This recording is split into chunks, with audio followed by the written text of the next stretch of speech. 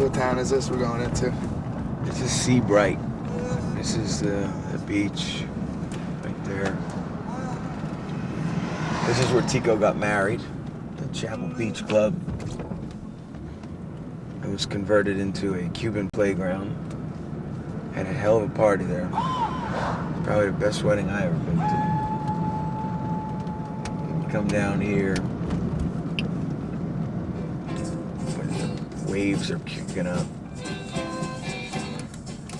Watch the hurricanes and these big storms. All the news crews always come down here because this floods like crazy.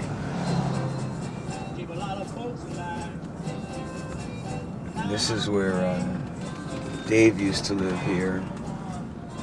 I'll show you. He used to have a condo years and years ago.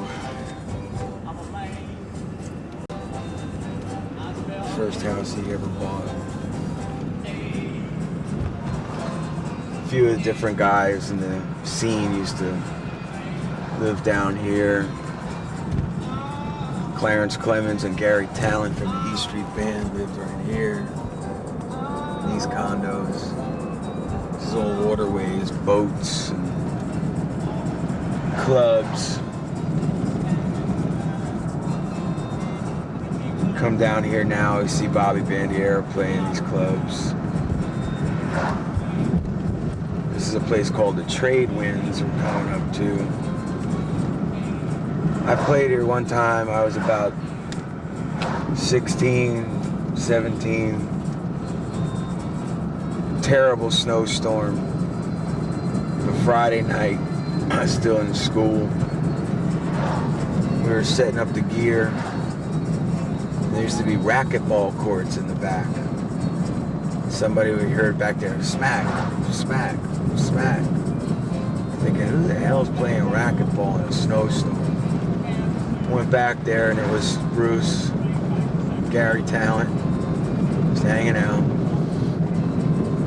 This was a good 20 years ago. They came out, we all played for a while. They're probably the only ones in the club. Coming up to Max's famous hot dog stand. Mrs. Max, right there, hangs pictures up of all the guys that played.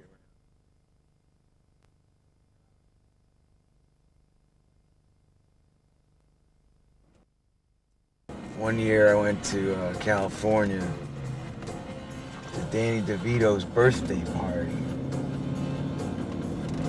He's a real Jersey guy, and Danny, I thought, what am I gonna get Danny DeVito that he doesn't already have?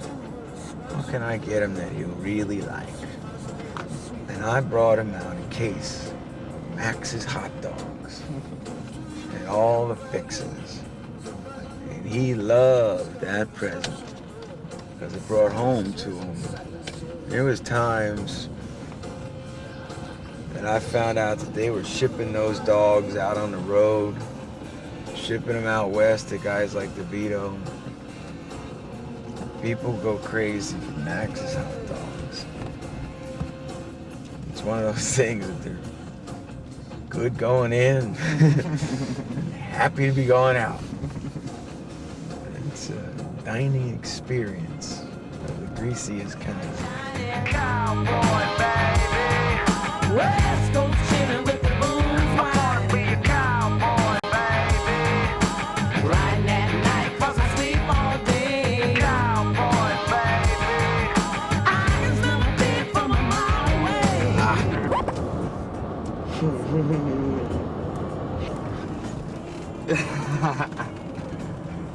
Hello, officer. Is he coming? No, you would have enjoyed that though. I would have.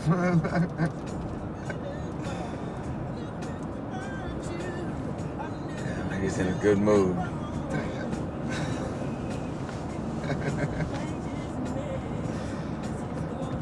That would have been perfect. I had a nice shot, drove by. I got the cherries, everything. Well, ain't that too bad. As you're checking your rear view. got away with that one.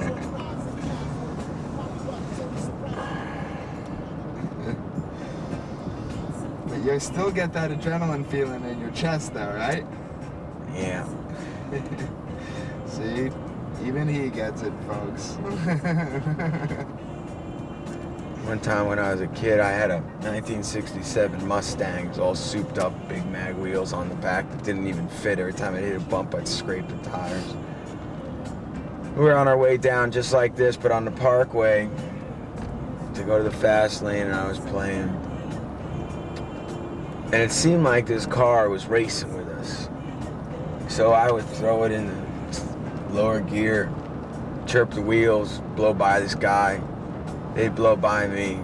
I'd back off. I'd blow by them, back off. Got to the toll plaza down in Asbury to throw my quarter in. Just as I threw the quarter in, we were surrounded by state troopers who worked the car over to the side of the road, opened the door, pull their gun. The guy has a gun on my kneecaps, says, "Get out very slowly. Put your hands up. Don't move." I'm thinking, for speeding, they're gonna shoot you. They were transporting a prisoner in that other car, and they just thought that maybe we were looking to help a young man out.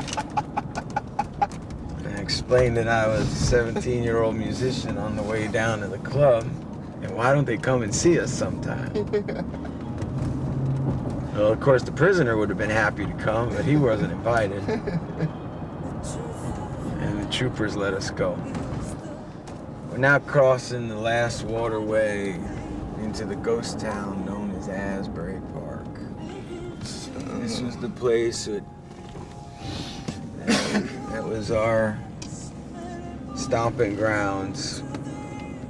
I used to play here and come here because it invited original music.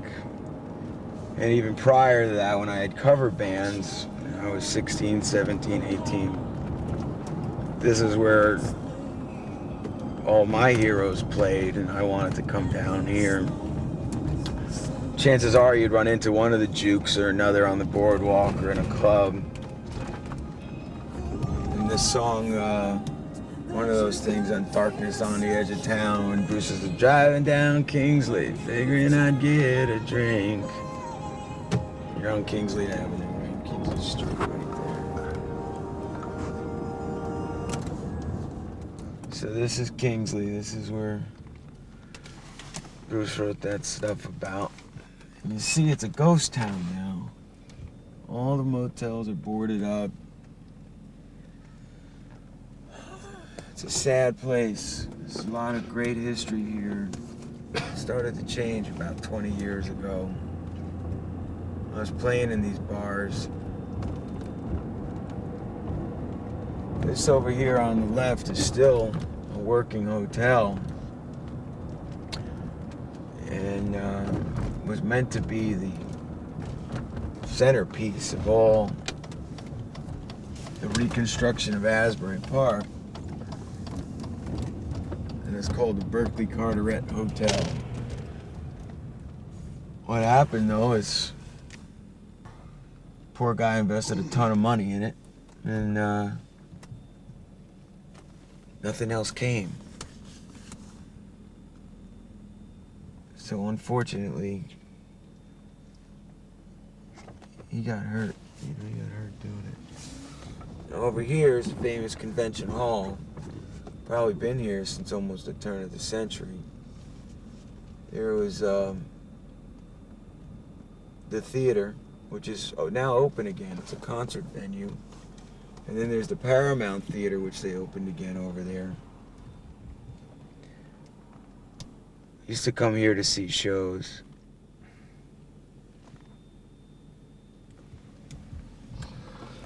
So what kind of shows? What you see here? I don't know, over the years I remember seeing Ian Hunter or the Jukes or Van Halen played in there at the beginning of their career. Ozzy played in there. It was like a 3,000 seat venue, and we were all playing to 150 people in the clubs. That was very working venue. It was a nice sized theater venue. But there was arcades in there and places to take the kids and beachfront right here.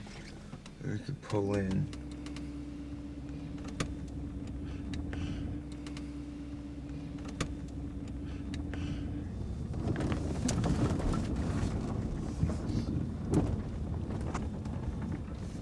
This is the boardwalk.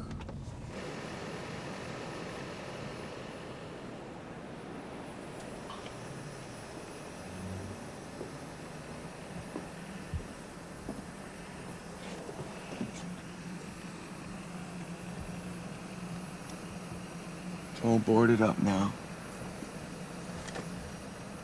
Not much to it.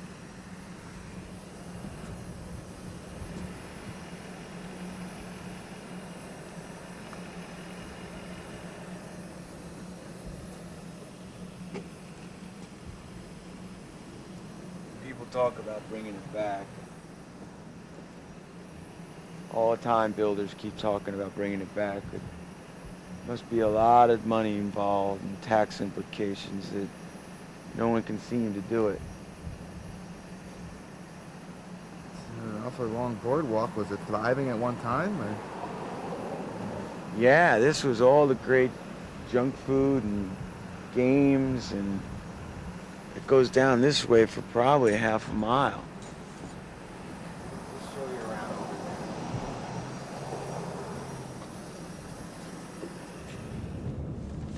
there. That construction site you see over there has been like that for almost 20 years. Someone started to build it and it went bust. And no one could ever finish it. And it sat like that forever and ever. And ever since the stop of the building of that is pretty much the decline of the entire town. Well, for me, I mean, look at that. It's still a pretty building.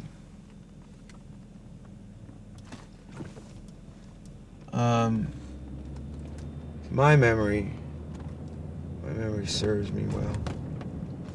I'll show you we're right around the corner from the fast lane now. 4th and Kingsley. There was a little hotel called the Jefferson Hotel. It's no longer here. There it is. The famous fast lane.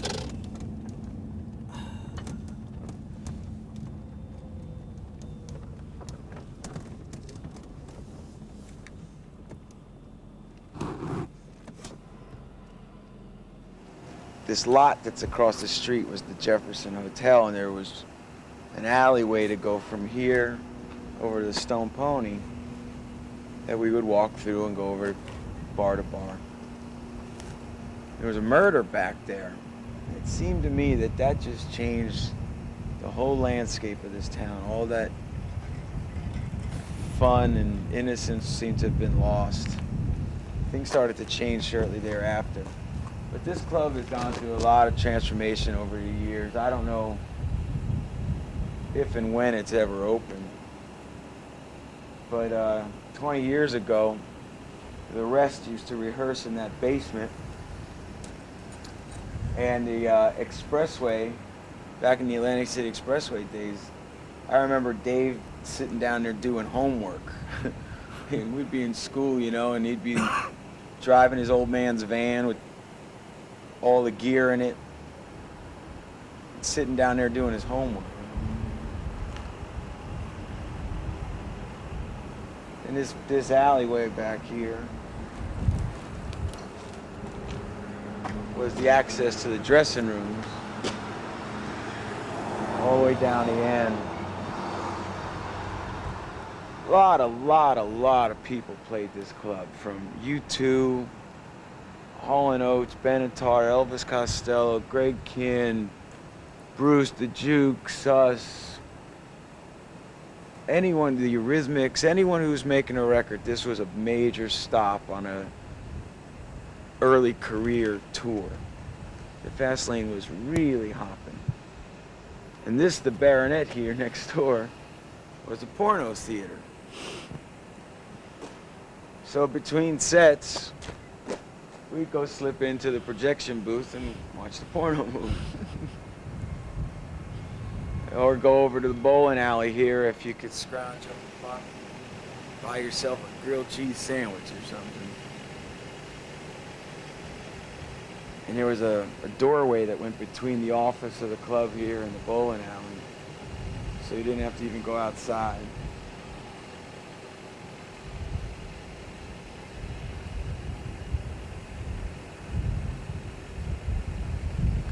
Yeah, it's a great place. Great place. A lot of good memories here.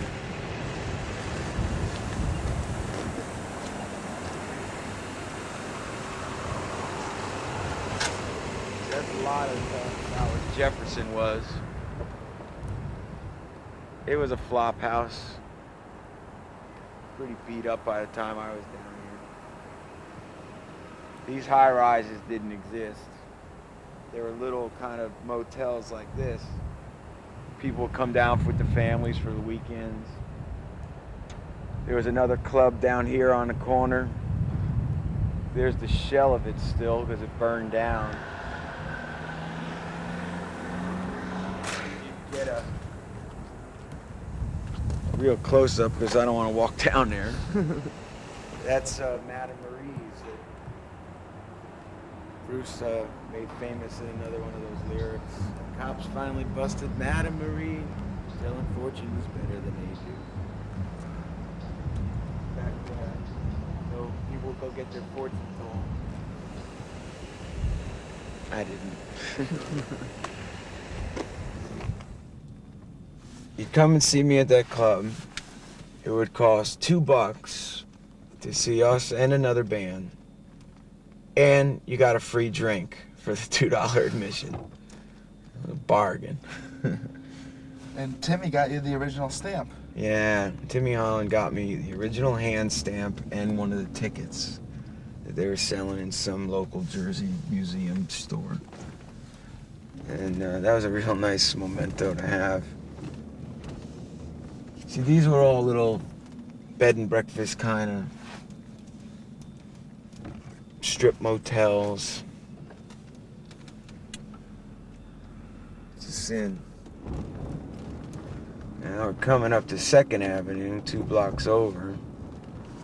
And on your right here, what's it called now? Zippers?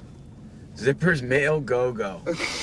Thursday amateur night. All right, tonight's Thursday. I can go. Oh, that'd be great. I can make a couple bucks. All right. Yeah, I'd love to see what the women look like in there. Oof. Hey, Mama, I don't think there's women in there. But that used to be a club. It was called Xanadu in the early 80s. It was post the heyday of the Fast Lane and really the next generation from the Stone Pony. Because while both of those clubs really tried to focus on original music, Xanadu was a cover bar. Cover bands would play there. But a guy ran it.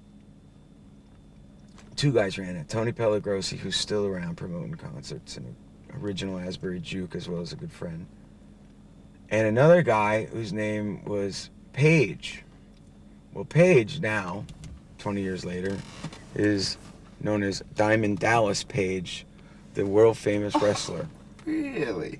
Diamond Dallas Page used to manage that bar.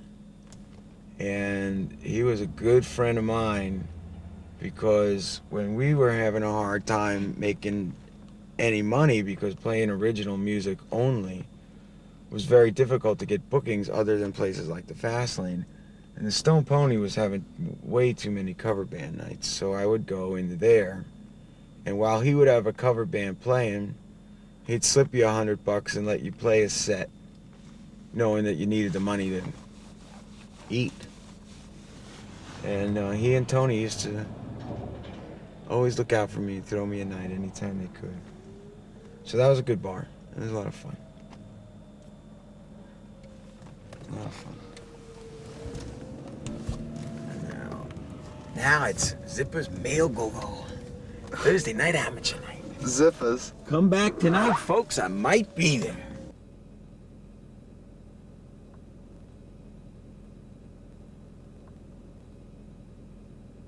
Now you're coming up to... Look at this. These places are just... What a shame, huh? Look at that. Looks like Beirut. I mean, this is like really wrong. Really wrong. Really wrong. And over here on the right is the famous Stone Pony with the Rest in Peace sign on it. The Stone Pony finally closed down a couple years ago. They tried about anything they could, from dancing to originals to concert venue by buying what was called Mrs. J's hot dog stand next door and opening it up, getting all of us back here to play.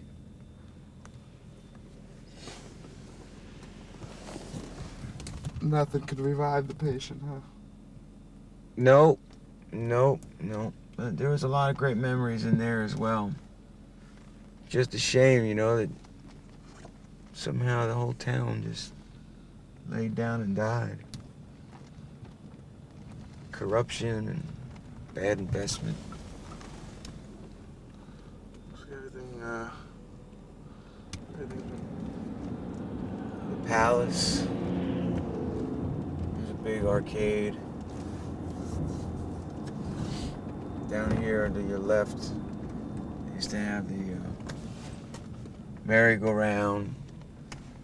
Another theater in there.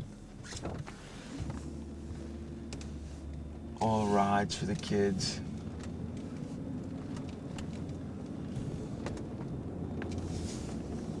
But it's all gone.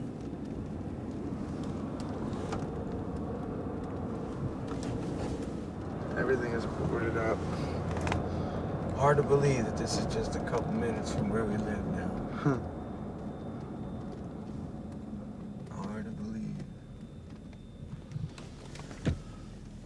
Up here, down on Main Street in Asbury, there's an old building that I think is even still used as a rehearsal hall.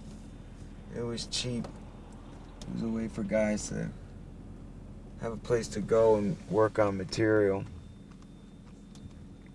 But we rehearsed in here, and God, I think all the way up through Slippery and Wet, we could still come down here and book one of the rooms. And yeah, if I'm not mistaken, we even took some pictures in there just for a little old record called Slippery.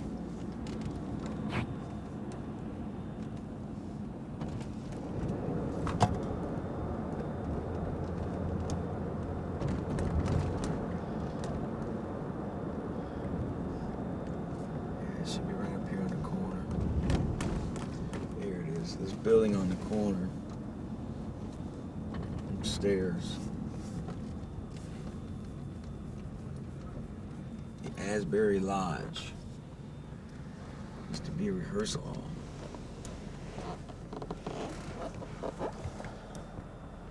That was a door to it.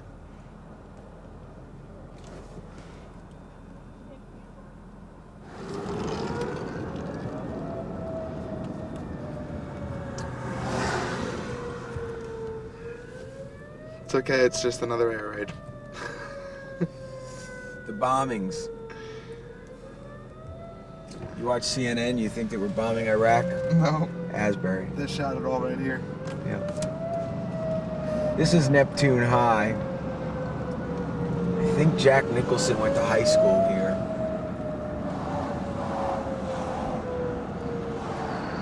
It's all boarded up.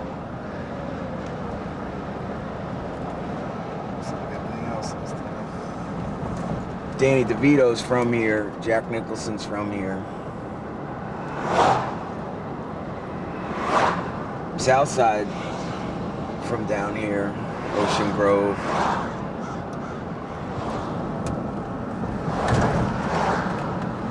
used to live in Bradley Beach, which is what we're coming up to right now.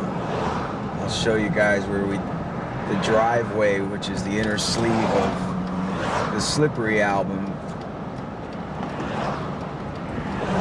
Found a bunch of girls on the beach that day and told them, come on over, we're taking some pictures. You're in them. That album cover was supposed to be a girl in a shower. And it was before there was fax machines. So he sent us a Xerox copy in the mail. It was black and white. I didn't like the way the picture was cropped, but it was okay. When we got back to New York from Vancouver, the album cover was pink. And I asked the art director, why did you make the album cover pink? And he says it matched her fingernail polish. We burned the album covers. He got fired. A little light in the loafers, was he? Excitable young man, I guess.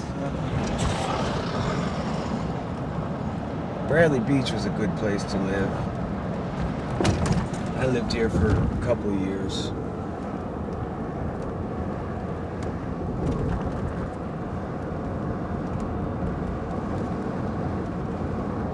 Down on the ocean. I'll show you that ocean. Right down this block. Yeah, they rebuilt it completely. But this was the driveway, folks, that we did. The Slippery album cover. It's completely rebuilt now.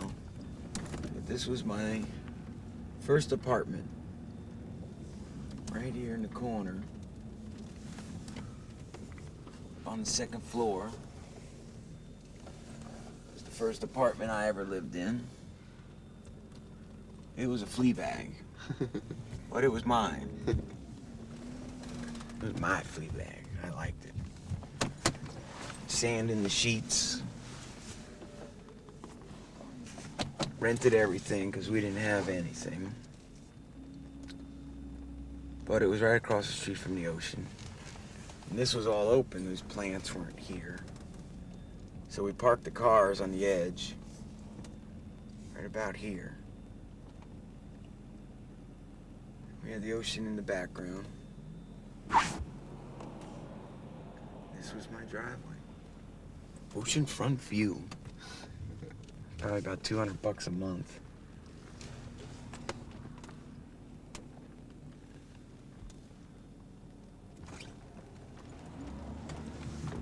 Then we moved on up. And I used to live, after that, right here on this downstairs corner apartment. That was our kitchen, living room area. Wrote some songs. In fact, 18 in Life was written in this sliding glass door. 18 in Life was written right there. And Rachel and Snake came down and played me the idea for their song. And that was my apartment. I lived there for about a year. Not that I was ever there because we were on the road. That was my second apartment. Big move. Big move. The whole block. Yeah. Didn't have any furniture either, so you see we just pack up our nice. clothes. So that was Bradley Beach. It's a cool little town. Yeah, I think it's a little nicer than Asbury. Safer. Just one town over. You see the difference? Amazing. On either side. Either side.